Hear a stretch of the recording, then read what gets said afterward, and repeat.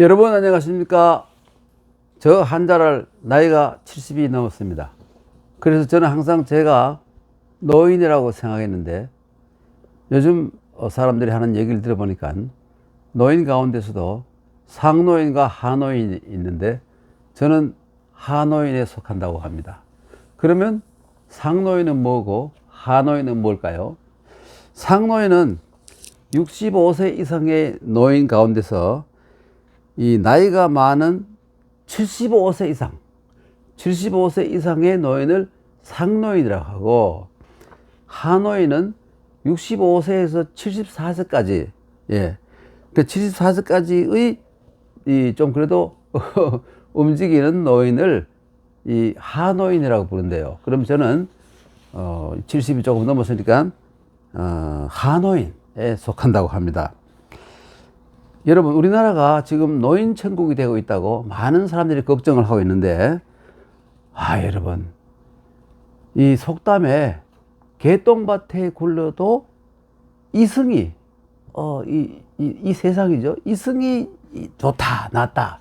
이런 말이 있는데, 그 노인들이 문제가 있다고 자꾸 얘기를 하면, 이거는 순 경제 논리로서 하는 말이기 때문에 정말 인간으로서 할 말이 못 되는 것 같아요. 여러분, 우리 이 시대는 100세 시대이기 때문에 누구나 아무나 노인이 100세 노인이 될 날이 곧 다가온다고 하죠.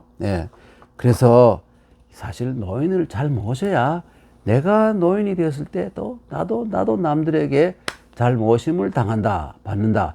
이렇게 생각한다면 노인을 그렇게 무시하고 천대하고 박대하고 해서는 안 되리라고 생각합니다. 여러분, 그런데 이 노인이라는 것을 이 상노인, 하노인부터 봅시다. 이 상노인 할 때, 상노인 이렇게 쓰는데, 이 상자는 원래 어떻게 생긴 글자이냐면 이런 선을 하나 그어놓고 여기에다 점을 찍었어요. 그 어떤 선의 위에 있는 거, 이게 상이고, 또 어떤 선을 그어놓고 밑에 점을 찍어놓고 밑에 있으면 이거는 하예요. 그런데 이 글자는 뒤에 다시 이 글자는 이 부분이 이렇게 변하고 이렇게 돼요. 이 글자는 이렇게 되고 이렇게 되고요. 그리고 또 이 글자는 뒤에 여기에다가 또 선이 하나 더 들어가서 바로 이 상노인 할 때 이 노인이 되죠. 이렇게 변합니다. 그리고 하노인은 여기에다가 이렇게 찍었는데 뒤에 사람들이 여기에다가 이렇게 하고 요 부분을 이렇게 찍어서 오늘날 상하 이렇게 이 글자가 만들어진 겁니다. 상자와 하자는 이렇게 이 변화돼서 만들어진 것이고요. 그 다음에 노인할 때 이 노자는 원래 모양이 어떻게 생겼냐면 요렇게 되고 머리가 있고 더 허리가 구부정하고 팔을 안으로 뻗쳐가지고 여기에 지팡이를 짚고 있는 모양. 이게 늙을 노자의 본래 모양입니다. 본래 모양. 그리고 어떨 때는 어떤 글자든 보면 요 머리 부분 위에 머리카락을 이게 머리카락이 아니라 모자가 이렇게 변한 거예요. 모자인데 모자가 이렇게 변해요. 그리고 역시 나머지는 마찬가지로 굽은 등에다가 팔을 안으로 뻗어서 지팡이를 짚고 있는 모양. 이것이 변해서 이 두 가지가 변해서 이런 모양으로 변합니다. 늙을 노자. 여기서 우리가 알고 보면 여기 지팡이가 굉장히 중요한 역할을 하죠. 인자는 여러분이 알다시피 원래 이렇게 쓰는 글자인데 이분 머리고 덩어리고 팔이고 이렇게 이것이 변해서 이렇게 변한 겁니다. 노인할 때 이렇게 된 것이죠.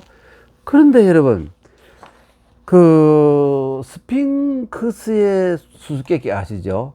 스핑크스가 이 지나가는 사람들에게 이렇게 묻습니다.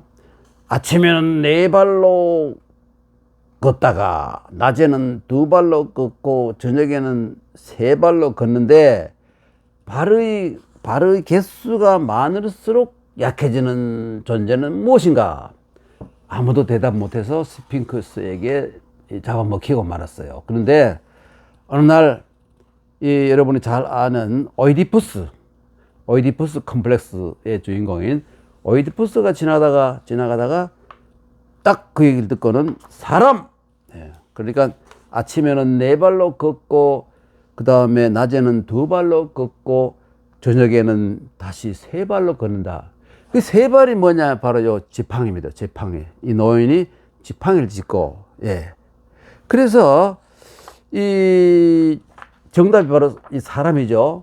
예. 그래서 이 스핑크스가 높은 언덕에서 떨어져 자살해서 죽어버렸다. 이런 얘기가 있지 않습니까? 예. 그리스의 신화에 그런 얘기가 있죠. 그래서 이 지팡이, 예. 우리가 노인 하면 말이죠. 요 부분이 지팡이 변한 건데, 이 멋으로 짚는 것이 아니라, 자기 몸을 너무 늙고 힘이 들어서 몸을 가눌 수가 없어서, 예, 지팡이에 의지해야 하는 사람을 우리는 노인이라고 부르는 것이 한자를 맞는 글자의 의미에도 맞는 거예요. 그러니까 나이가 90이 되건 100이 되건 건강해서 잘 걸어 다니는 분들 있잖아요. 그분들은 노인이 아닌 거예요. 그럼 노인은 누구냐? 도저히 걸을 수가 없어서 지팡이에 의지해서 걷는 이런 사람들을 노인이라고 불러야 됩니다. 그게 글자의 뜻에서도 맞는 것이죠. 여러분, 옛말에 이런 말이 있어요. 노인을 요즘 참 노인들을 많이 박대하고 구박하는데, 이 노에다가 이게 나오자입니다. 노어로. 그 다음에 인지로, 예? 이런 말이 있어요. 예. 이게 무슨 말이냐면, 우리 집에 노인으로 대하고 그러한 마음을 확대해서 이웃사람, 남들의 노인, 남의 그 부모나 뭐 할아버지도 되겠죠. 이런 이웃 노인들까지도 노인으로 대하라, 공경하라. 이런 말이 참 얼마나 좋은 말입니까? 이게 동양의 유학 사상 가운데서도 아주 중요한 이 말씀인데, 이건 누가 말했냐면 바로 맹자는 이름이 가지요. 맹자라고 불리는 맹가가 한 말이에요. 맹자에 나온 말입니다. 어로 이급인지로. 얼마나 좋은 것입니까? 이 참 유학 사상에는 좋은 뜻을 가진 말들이 참 많아요. 알고도 실천을 하지 않아서 그렇죠. 여러분, 우리 앞으로 그 노인들을 잘 모시고 잘 공경하고 이런 사회 풍기를 만들어야 됩니다. 그래야 본인이 누구나 다 늙는데 늙어서 노인으로 공경을 받고 대접을 받는 거예요. 여러분, 오늘 이 상노인, 하노인, 요즘 노인을 상노인과 하노인으로 구분해서 얘기를 한다길래 상노인, 하노인, 그리고 이 상자, 하자, 그리고 노자, 인자, 이 글자에 대해서 살펴보았습니다. 여러분, 다음 시간에 또 뵙도록 하겠습니다. 안녕히 계십시오.